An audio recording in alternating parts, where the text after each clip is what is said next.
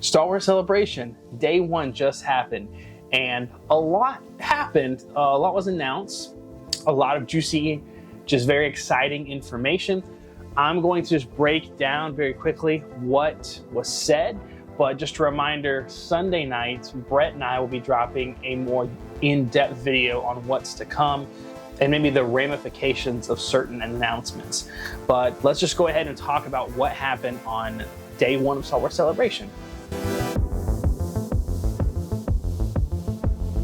So first up, Star Wars movies. Now, we haven't heard a lot about the movie side of Star Wars in quite a while, with the exception of the multiple firings of certain directors. But other than just maybe Taika Waititi's eventual Star Wars trilogy that we have heard nothing about, not been much Star Wars movie news. I don't know why, considering that the last two Skywalker films were such great hits, but hey, we talked about it on this channel before. We want Star Wars movies, and there's tons of places you can go in the universe. Well, turns out Kathleen Kennedy finally listened and decided, hey, let's announce some Star Wars movies and finally get this on the books. But first off, we have James Mangold. You might remember him from Logan, or the new Indiana Jones movie, The Dial of Destiny, that's coming out later this year. But they've asked him to do a Dawn of the Jedi style movie. Now, all we really know is that this movie is going to take place during the time before the High Republic, very early on, the first Jedi ever. So that is really cool. Could be a really cool setting. It honestly reminds me of the Legend of Korra episodes where they focus on like the first Avatar, but nonetheless, this could be very interesting to finally be outside of the Skywalker timeline. They also announced that Dave Filoni will focus on a New Republic movie, and this will be in between Return of the Jedi and Force Awakens. Now, for those of you who don't know, Dave Filoni essentially created the Asoka character, the Clone Wars, and he's basically helped Jon Favreau spearhead the Mandalorian series. So if there's anybody that deserved a Star Wars movie and a chance to direct one, it's Dave Filoni. So can't really be mad at that choice. The New Republic aspect of it, though, doesn't really excite me personally, especially since it's just adding more films and more content into the Skywalker saga, which I think we need to get out of. But I trust Dave Filoni. He's done nothing but give great content and great material to the Star Wars universe. So if anyone needed a chance to direct a Star Wars movie as their directorial debut, it's Dave Filoni. The last bit of movie news for us, the Academy Award and Emmy Award-winning director behind such projects as Ms. Marvel and Saving Face will lead a film set after the events of Rise of Skywalker 15 years later, starring Daisey Ridley. And it will focus on how Rey will rebuild the Jedi Order. Gonna be honest. Not a fan. Not excited for this one. It's something, but this does not make me excited because, yeah. But moving on.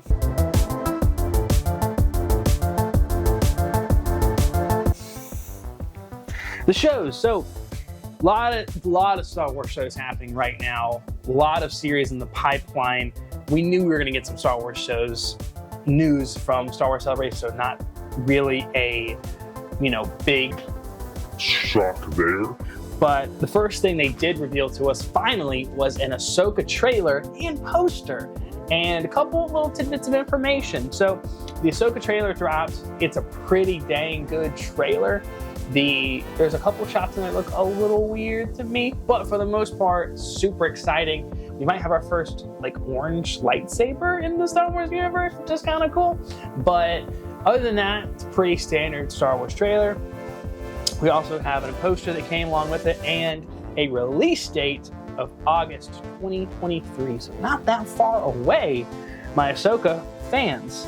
We also kind of got news that they've hinted at a second season already, which is a little premature, but I mean, this has one of the best chances to be a huge hit on that side, especially with all the lightsaber fights that are in the trailer. That really got this guy excited. But also, a little bit of Asoka news. We also found out that Mary Elizabeth Winstead is officially Hera, the live-action Hera, which is kind of cool for you Hera fans and Rebels fans that we have a live-action Hera coming. But it's Mary Elizabeth Winstead, so not a bad casting. Andor Season 2 is also aiming for August 2024. For everyone like me who absolutely loved the Andor series and thought it was a masterpiece, it's dropping next year. So 1 year, most likely away from Asoka, which a little far away. I would have liked it a little bit sooner. Maybe, February, March of next year, but get what you get. We also got some news on the Acolyte, which was my most anticipated show just because of the premise of it. Sounds really interesting. But we didn't get much information on it, but we did find out that it was set during the High Republic era, and it will be making its way on Disney Plus sometime in 2024.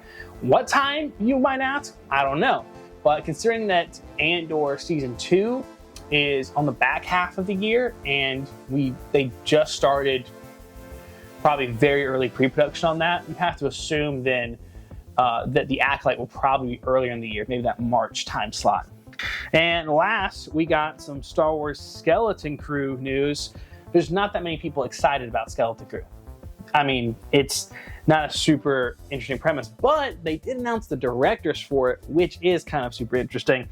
You've got John Watts, you've got David Lowery, the Daniels, Jake Schreier, Bryce Dallas Howard, and Lee Isaac Chung. So pretty heavy-hitting directors for the Skeleton Crew, which is pretty cool news. Because Skeleton Crew is one of those projects that doesn't really excite most people. The fact they have such heavy-hitting directors, spearheading this project is kind of interesting, because that tells you that either it's got a really cool script or premise or idea that maybe we don't know about yet, or they're trying to compensate for that by getting a lot of really good directors. But either way, a lot of talent is being brought in, which should excite all Star Wars fans. But hey, that's all that happened at Star Wars Celebration today. Just a reminder, on Sunday night, Brett and I will be breaking down all of this information and probably more if any more breaks, but we're going to be going through all of that in depth right here on the Cinema Crew channel on Sunday night. So get excited and tuned in for that. But hey, let me know in the comments, are you guys excited about this news? What is your favorite piece of information that dropped? For me, it's the Asoka trailer. I think that got me super hyped for the show, which was kind of not really on my radar too much, but after watching that trailer, I am excited because it's giving me what I want: Thrawn, Asoka, and a lot of lightsaber battles. But hey, let me know in the comments what you guys like the most. I'll see you guys next time.